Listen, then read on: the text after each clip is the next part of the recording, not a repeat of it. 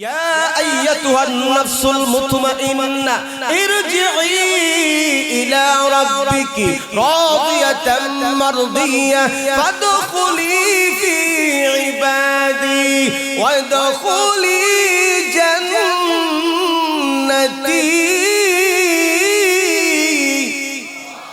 আল্লাহ বলবেন হে পশ্চাৎ আত্মা বের হয়ে আসো, তোমার রবের দিকে বের হয়ে আসো। যেই জান্নাতি দল আছে ওই জান্নাতি দলের মধ্যে তুমি অন্তর্ভুক্ত হয়ে যাও। এটা হলো প্রশান্ত আত্মার রূহ। এই রূহটা নিয়ে যখন প্রথম আসমানে যাবে, প্রথম আসমানে ফেরেশতা বলবে কারারে? তারা বলবো আমরা মালাকুল ফেরেশতা। কেন আসছো? একটা ইমানদার বান্দা বান্দির রূহটাকে সুন্দর করে নিয়ে আসছি, সুসজ্জিত করে নিয়ে আসছি। এবার ফেরেশতারা বলবে অনুমতি আছে নি আল্লাহর পক্ষ থেকে? হ্যাঁ হ্যাঁ হ্যাঁ অনুমতি আছে, অনুমতি দেওয়া হয়। ওয়েলকাম জানাইয়া রূহটা আসমানের দিকে যাওয়া হয়। একটা পর্যায়ে আল্লাহ পাক রব্বুল আলামিনের কাছে যখন যাবে, আল্লাহ বলবেন এটাই সত্যিকারের মুমিন বান্দা বান্দির রূহ। যাও ইল্লিনের মধ্যে তার নামায় আমলটা লিখে যাও, আর এই বান্দাকে রূহটা তার কবরের মধ্যে পৌঁছায়া দাও। কবরের মধ্যে যখন বান্দার রূহটা দেওয়া হবে, সেই দিন তিনটি ফেরেশতারা দুইজন আইসা তিনটা প্রশ্ন করবে। একটা প্রশ্ন মার রাব্বুকা, দুই নম্বর ওমা দীনুকা, তিন নম্বর ওমান নাবিয়ুকা। দুনিয়াতে যারা রবের সাথে সম্পর্ক রাখছে, আল্লাহর সাথে শিরিক করে নাই, আল্লাহর হুকুমগুলো মানলো, রবের সাথে সম্পর্ক। দুই নম্বর হলো দ্বীনের সাথে সম্পর্ক, তিন নম্বর হলো নবীর সাথে সম্পর্ক। সেই দিন বান্দা বলবে রব্বি আল্লাহ দীনিয়াল ইসলাম, ইনি হলেন আমার নবী মুহাম্মদুর রাসূলুল্লাহ। আমার আল্লাহ ডাকতে বলবেন ফেরেশতা আর দেরি করিস না, দেরি করিস না, আমার এই গোলামকে জান্নাতের বিছানা বিছায়া দাও। এই জন্য নবী বলেন আল কবরু রাউযাতুম মির রিয়াজিল জান্নাহ, কারো কবরটা হবে জান্নাতের বালাখানা। এই কবর আমাদের সামনে আসেনি, কথা বলে এই সুখের জায়গা আমাদের সামনে আসেনি। আল্লাহ বলবেন এই ইমানদার বান্দা বান্দীদের দৃষ্টি এত প্রখর করে দাও, এত দীর্ঘ করে দাও। আল্লাহ বলবেন যত দৃষ্টি যত দূরে যায় তত প্রশস্ত করে দাও কবরটাকে, আর জান্নাতের সাথে এই বান্দার কানেকশন করে দাও। নতুন স্বামী স্ত্রী যেমন ভাবে ঘুমিয়ে যায় এমন ভাবে তাকে ঘুম পাড়ায় দাও। সুবহানাল্লাহ বলে শুধু আরাম আর আয়েশ। অপর পক্ষে যদি একজন বদকার মানুষের মরণ হয়, হায় হায়, আমার নবী বলছেন এত কষ্ট হবে, এত কষ্ট হবে, কষ্টের সীমা শেষ থাকবে না। নবী বলছেন একটা জিন্দা ছাগলকে যদি উল্টো ভাবে ছিলানো হয় তার যেমন কষ্ট হবে, তার চাইতে বেশি কষ্ট হবে একজন বদকার জান কবজ করনে ওয়ালা মানুষের। শুধু তাই না, ফেরেশতারা এমন বিশ্রী রূপ ধারণ করবে, আমার বন্ধুগণ, আমার প্রাণের ভাইরা, দুনিয়াতে এমন কোন বিশ্রী কোন মানুষ কোনদিন দেখে নাই। শুধু তাই না, হাদিস শরীফের মধ্যে পাওয়া যায় একজন বদকার মানুষের জান কবজ করতে যাইয়া আজরাইল যেই বিশ্রী রূপ ধারণ করবে, তার মাথা গর্দন এত বড় হবে যে तमाम দুনিয়ার পানি যদি আজরাইলের মাথার মধ্যে ডালা হয়, এক ফোঁটা পানি জমিনে পড়বে না। এখন বুঝেন আজরাইলের মাথাটা না কত বড় হবে। এরকম রূপ যদি মানুষ দেখে এটা বেহুশ হয়ে যাবে। এই জন্য কিছু মানুষ যখন দুনিয়া থেকে বিদায় হয়, ওই মানুষের চোখগুলো এদিক সেদিক ঘোরায় কি ঘোরায় না, হাত পাও মুসরায়, মুখ বেঁকা হয়ে যায়, পা বেঁকা হয়ে যায়, হাত পাও শুধু মুসরায়, চক্ষু এদিক সেদিক যায়, বোঝা যায় তার সকরাত চলে। কঠিন থেকে কঠিন মুসিবতের মধ্যে বান্দা পড়ে গেছে। এই জন্য বন্ধুগণ আমার, একজন মানুষ দুনিয়া থেকে যখন বিদায় হয়, একজন বদকার মানুষ যখন দুনিয়া থেকে বিদায় হয়, ওই মানুষটা শুধু আফসোস করে, আফসোস করে। মানুষটাকে যখন দাফন কাফনের আগে গোসল দেওয়ানো হয়, ওই মানুষের ভিতরে এতটা কষ্ট, শরীরের মধ্যে এতটা কষ্ট, যখন তার কাপড় চোপড় খুলে দেওয়া হয়, হাদিস শরীফের মধ্যে পাওয়া যায় ওই মানুষের যে এমন আফসোস হবে, तमाम দুনিয়াবাসী আফসোস করলেও শেষ হবে না। বলবে ভাই আমার শরীরে কাপড়গুলো না খুলিও না, আমাকে তুমি বিবস্ত্র করিও না। ভাই তুই গোসল দে, একটু কষ্ট হয়, আস্তে আস্তে দে। বান্দা কিন্তু সেই সময় বলে আপনি আমি কোনো কিছু বলতে পারি না, কষ্ট যে হয় বান্দা কিন্তু সেই সময় বলে। আমরা কিন্তু কেউ জানি না কবরে যে কষ্ট হবে, এটা সত্য এটা মিথ্যা নয়। দেখবা অনেক গরু ছাগল কবরের মধ্যে থাকলে চোখের পানি ছেড়ে জিয়া কাঁদে কে কাঁদে না। যদি মানুষ জানতো কলিজা পেটে মানুষ মারা যাইতো, যেই কথা বলছিলাম এখন বক্তার, মানুষকে যখন কাফন দাফন পরানো হয় তখন বলে ভাই আমার শরীরে আর আঘাত দিস না। ফেরেশতা টিপতে টিপতে আমার শরীরটাকে একবারে শেষ করে দিয়েছে। আমরা কিন্তু শুনি না, ওই বান্দারা বলতে থাকে। আমার বন্ধুগণ দেখবা স্বপ্ন যুগে কোন বুবায় যদি মানুষ ধরে, আপনার পাশে আপনার ওয়াইফ ঘুমন্ত আছে, আপনার বাবা আছে, আপনার ভাই বন্ধু বান্ধব অথবা অন্য কেউ ঘুমন্ত আছে, আপনাকে পুলিশে দৌড়ায়, সাপে দৌড়ায়, বিভিন্ন হিংস্র প্রাণী দৌড়ায়, আপনি তাকে ডাকেন, ডাকলেও দেখা যায় সেই লোকটা ডাক দিলেও শুনে না। আপনি কিন্তু বারবার বলতেছেন কষ্ট হইতেছে। ঠিক তদ্রূপভাবে একজন বদকার মানুষের কষ্ট হয়, আমরা যদিও না দেখি ওই বদকার মানুষ অনুভব করে।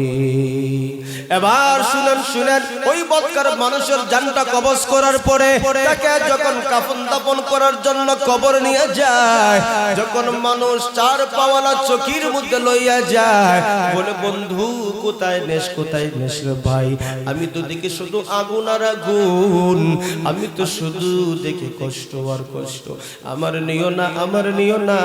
ওই সময় গলা ফাটাইয়া রোহটা বলতে থাকে, আমি ডাকি কেন তোমরা শোনো না, আমি তোমাদেরকে ডাকি কিন্তু কেন তোমরা শুনো না। সবগুলো আমি দেখি, ছেলেরা ডাকে, বাবারা ডাকে, আত্মীয় স্বজনরা ডাকে, কিন্তু কেউ তো সাড়া দেয় না। কিন্তু ওই মানুষটা যখন কবরের মধ্যে রাখা হইল, কবরের মধ্যে রাখার বলে ওই রূহটা বলে মনে হয় আমার কবরে রাখছে, একটা বার আবার আমাকে উঠাইবে। যখন মানুষ কাপড়, যখন মানুষ বাঁশ লাগানো শুরু করে, ওই যে বাঁশ একটার পর একটা লাগায়, ওই বদকার রূহটা বলে মনে হয় আমারে আবার তুলে নিবে। যখন একটা বাঁশ খালি থাকে, ওই ফাঁকে দিয়া যখন বদকার রূহটা থাকায় দেখে সামান্য জায়গা, তার মনের মধ্যে আরেকটা আশা, মনে হয় আমারে এরপরে তুলবে। এরপরে যখন সাটাই দিয়ে একবারে অন্ধকার করা হয়, ওই রূহটা বলবে আফসোস, না বুঝা গেল অন্ধকার ঘরে আমার রাইখা গেছে, আর আমার তুলবে না। এতটা না কষ্ট হবে, এতটা না কষ্ট। ওই বদকার রূহটাকে যখন কাফন পরাইয়া দাফন করে মানুষ চলে আসবে, আসতে না আসতে ফেরেশতা দুইজন যখন আইসা বলবে, বল বান্দারে মার রাব্বুকা ওয়া মা দীনুকা ওয়া মান নাবিয়ুকা, তোর রবকে, তোর দিন কি, তোর নবীকে ছিল। সেই দিন বান্দা বলবে রবকে, রবের সাথে দুনিয়াতে সম্পর্ক রাখতে পারি নাই, আমার রবের নামাজ ফরজ ছিল, আমি নামাজ পড়তে পারি নাই, আমার রবের রোজা ফরজ করেছিল, রমজান মাস একে কতটা আমি গুজরাইলাম, রোজা রাখতে পারি নাই, আমি টাকাওয়ালা ছিলাম, আমার টাকার পাহাড় ছিল, কিন্তু শয়তানের ধোঁকায় পড়ে আমি যাকাত দিতে পারি নাই, হজ করতে পারি নাই, আমার রবের সাথে সম্পর্ক নাই, দিনের সাথে সম্পর্ক নাই, আমার নবীর সাথে সম্পর্ক নাই। এই জন্য বান্দা সেই দিন বলবে লা আদরি, আমি জানি না। আমার আল্লাহ বলবেন ওই বান্দারে তুমি এত ভাবে সংকীর্ণ কবরটা করে দাও। আল্লাহর নবী বলেন এইভাবে নবী দেখাইছেন একজন বদকার মানুষের কবরটাকে এমন ভাবে চাপ দেওয়া হবে, একটা পাজরের হাড় আরেকটা পাজর এভাবে ঢুকে যাবে। এটা তো হলো প্রাথমিক শাস্তি, তার যে কঠিন থেকে কঠিন শাস্তি হবে, কিন্তু এই শাস্তি দুনিয়ার শাস্তি, এই শাস্তি আলামে বরজখের শাস্তি, এখনো কিন্তু বান্দার আমল নামার হিসাব হয়নি। তাইলে আমার সামনে এই কঠিন বিপদ মুসিবত আছে না নাই? কথা বলে। তাইলে অবশ্যই একজন ঈমানদার আল্লাহর সাথে মরণকে আনন্দ মনে করে, কথা বলেন ঠিক নেই? আরেকজন বেঈমান মুশরিকদের মরণ এটা কষ্টদায়ক মনে করে, ধন সম্পদ আছে, জন আছে, গোষ্ঠী আছে, সবকিছু আছে, সেই মনে হয় সফল। আল্লাহ বলেন তুমি সফল না, সফল হইল জাহান্নামের আগুন থেকে বাইসা যখন তুমি জান্নাতে যাইবা তাহলেই তুমি হবে সফল। কথা বলে ঠিক নেই? আজকে দুনিয়ার পিছে ওরে মানুষ হইছো বেহুশ, দুনিয়ার পিছে কি জবাব দেবে রে তুই আল্লাহর কাছে? কি জবাব দেবে রে তুই আল্লাহর কাছে? হায় ওরে মানুষ হইছো বেহুশ দুনিয়ার পিছে, কি জবাব দেবে রে তুই আল্লাহর কাছে? হায় কি জবাব দেবে রে তুই আল্লাহর কাছে? রাত দিনে দৌড়া দৌড়ি বিশ্রামের সুযোগটা নাই, এত টাকা রাখবা কোথায়, খাবানোর তো পকেট নাই। হালাল হারাম না মানিয়া কত টাকা করছো কামাই, এত টাকা রাখবা কোথায়, খাবানোর তো পকেট নাই। টাকা পয়সা লইয়া কি কেউ কবরে গেছে? টাকা পয়সা লইয়া কি কেউ কবরে গেছে? কি জবাব দেবে রে তুই আল্লাহর কাছে? হায় কি জবাব দেবে রে তুই আল্লাহর কাছে? ওর মানুষ হইছো বেহুশ দুনিয়ার পিছে, ওর মানুষ হইছো বেহুশ দুনিয়ার পিছে, কি জবাব দেবে রে তুই আল্লাহর কাছে? এরকম দুনিয়াদার মানুষ আছে না? চলবো নি? চলবো? চলবে ইনশাআল্লাহ। এই জন্য আল্লাহ বলেন ওমাল হায়াতুদ দুনিয়া ইল্লা মাতাউল গুরুর, এই দুনিয়া চাকচিক্যময় ছলনাময় ছাড়া কোনো কিছুই নয়। কথা বলেন ঠিক নেই? দেখছেন নি মরিচিকা সিনের মরিচিকা? আপনি যখন কোন মরুভূমিতে আটবেন দেখবেন সামনে পানির মতন জলমল করে দেখা যায় পানি, তারা গেছেন দেখা যায় বালু। কথা বলে ঠিক নেই? ঠিক তদ্রুপভাবে দুনিয়াকে ধরতে যায় দেখা যায় ধরে লিছেন কিন্তু দেখা যায় নাই। আর দুনিয়াকে লাথি মারেন দেখবেন এই দুনিয়া আপনার পিছনে পিছনে দৌড়াইবে। আল্লাহর পথে চলেন দেখবেন দুনিয়া আপনার পিছনে পিছনে দৌড়াবে। কথা বলে ঠিক নেই? আজকে আমাদের সমাজে নাস্তিকরা বলে খাও দাও ফুর্তি করো, দুনিয়াটা মস্ত বড়। কথা বলেন ঠিক নেই? তারা বলে কি আসমান জমিন এক সময় ছিল না, এখন আছে, এক সময় থাকবো না, এটা হলো প্রাকৃতিক। কথা বলে ঠিক? এগুলা কই কি কয় না? আচ্ছা বলেন, একটা মাইক চালাইতে হলে একজন অপারেটর লাগে, একটা গাড়ি চালাইতে হলে একজন ড্রাইভার লাগে কি লাগে না? তিনি আসমান জমিন যিনি চালাইতেছেন অবশ্যই তো একজন আছে।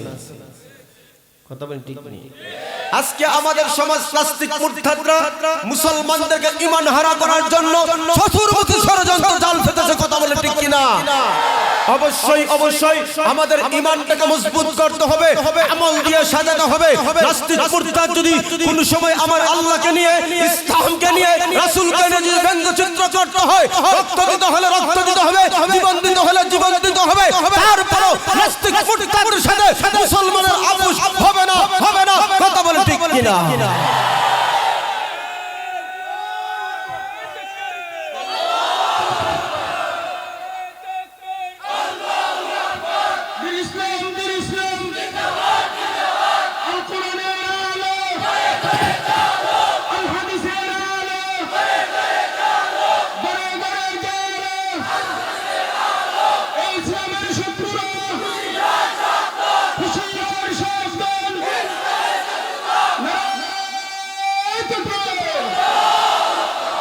যদি হক এবং বাতিলের যদি কোনো লড়াই হয়, সংগ্রাম হয়, হকের পথে লড়াই করতে রাজি আছেন তো?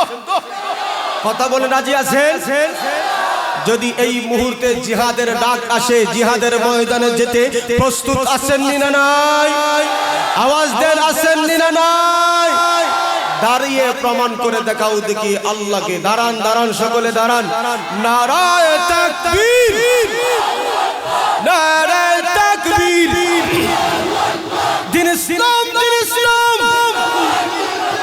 জিন্দাবাদ, জিন্দাবাদ। মুসলমানের এই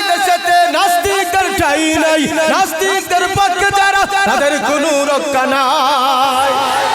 মুসলমানের এই দেশেতে ইস্কন্দার ঠাই নাই, ইস্কন্দার পক্ষে যারা তাদের কোনো রক্ষা নাই। ইস্কন্দার পক্ষে যারা নিয়ত অবস্থান, এই বাংলাটাই হবে না যাও হিন্দুস্তান। জোর কদমে সামনে চলো, বজ্রকণ্ঠে আওয়াজ তোলো, সবাই মিলে একই তালে দাও নাস্তো গান। নারায়ে তাকবীর, নারায়ে তাকবীর। দিন ইসলাম, দিন ইসলাম জিন্দাবাদ, জিন্দাবাদ। আল কোরআনের আলো, আল হাদিসের আলো, কোরআন সুন্নাহ যেখানে, নাচ গান যেখানে, মদ জুয়া যেখানে, সুদ ঘুষ যেখানে, নারায়ে তাকবীর। মোটামুটি ভাব আইছে না কথা বল, ঠিক নি? তো কোরআনের জন্য জীবন বিলাতে প্রস্তুত আছি ইনশাআল্লাহ, আর জোরে ইনশাআল্লাহ। যদি জীবনটা বিলাতে চাও, যদি রক্ত ঝরাতে চাও, যদি জীবনটা বিলাতে চাও, যদি রক্ত ঝরাতে চাও, দিনের পথে খুদার রাহে জীবনকে বিলিয়ে দাও। যদি জীবনটা বিলাতে চাও, যদি রক্ত ঝরাতে চাও, এই মৃত্যুর নাম হয় যে শহীদ, বাঁচলে হয় গাজী। এ পথে মরলে মহান প্রভু আল্লাহ তাকে রাজি। এই জীবনের বিনিময়ে জান্নাত ক্রয় করে না। যদি জীবনটা বিলাতে চাও, যদি রক্ত ঝরাতে চাও, কার পথে আওয়াজ দেন, কার পথে? আর জোরে বল, কার পথে?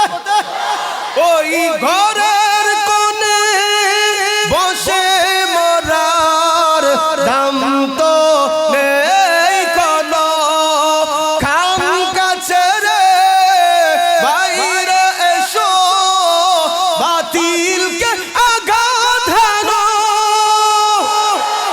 ময়দানেতে লড়াই করে শহীদি খেতাবটা নাও। যদি জীবনটা বিলাতে চাও, যদি রক্ত ঝরাতে চাও, কার পথে? শহীদ হতে চাই কি চাই না? শহীদ মরণ কত দামি জানেন? রাসূল বলেন, যারা দিন কায়েমের জন্য শহীদ হবে, বান্দা মরতে দেরি হবে, জান্নাতে যেতে দেরি। মরণ কিন্তু আছে, কথা বলেন, ঠিক নেই? আপনি মরণ থেকে যতই পালাতে চান লাভ হবে, সবথেকে দামি মরণ শহীদি মরণ, কথা বলেন, ঠিক নেই? আর জোরে বলেন, শহীদি মরণ যদি হতে পারে, এই জন্য রাসূল বলছেন সর্বহালতে শহীদি মরণের তামান্না করিও। শহীদের তামান্না যার দিলে নাই, এটা মুনাফিক, কথা বলেন, ঠিক নেই?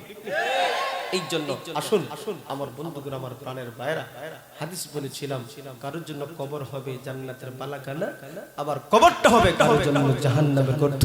এই জন্য আল্লাহ পাক রব্বুল আলামিন আমাকে আপনাকে মরণ দিয়ে আমার জীবনের পরিসমাপ্ত ঘটিয়ে হিসাব নিকাশ শুরু করবেন।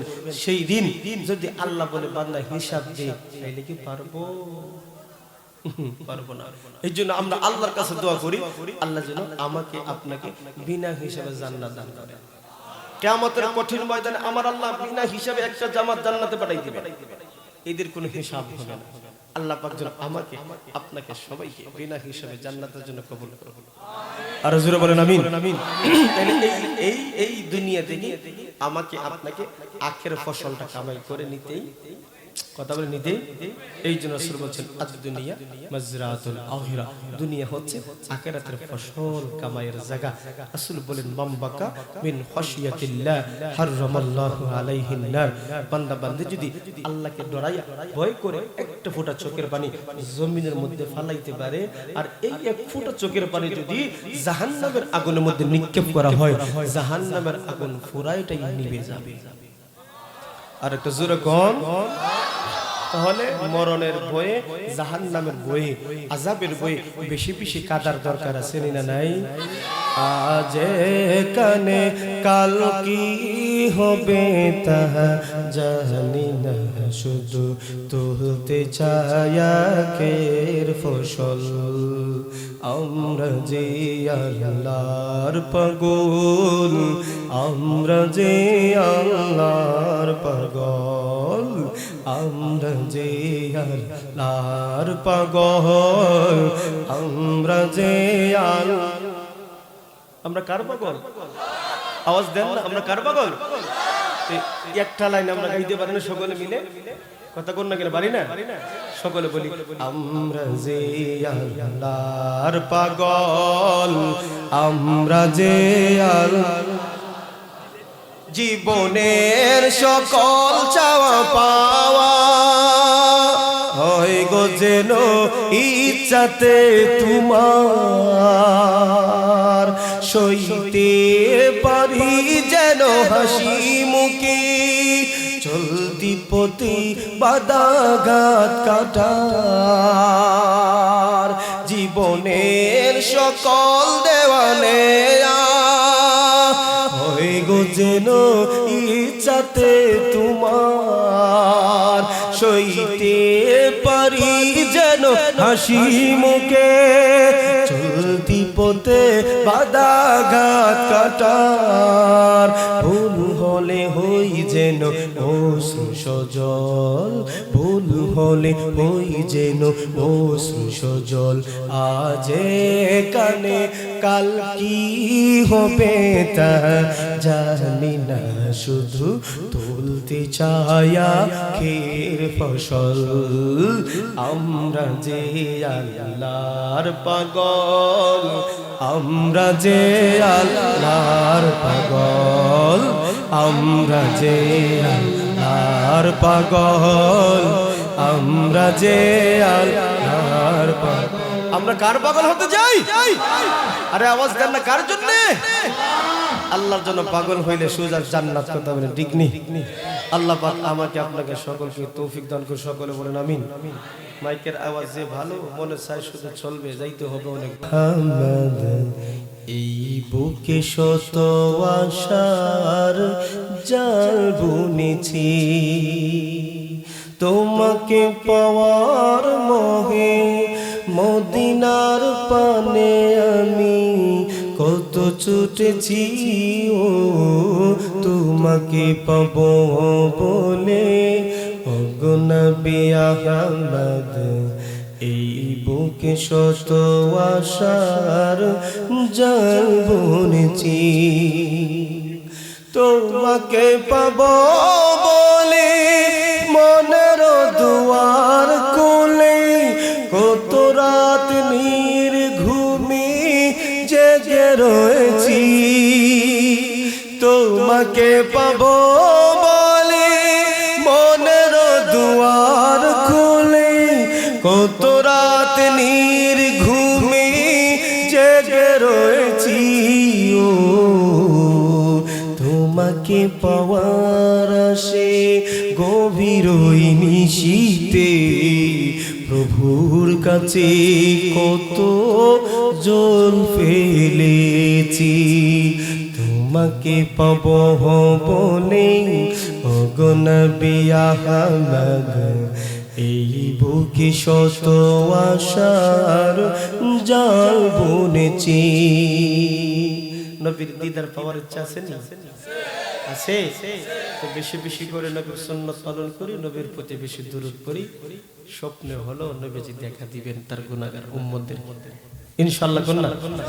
আল্লাহ পাক আমাকে আপনাকে তৌফিক দান করুন সকলে।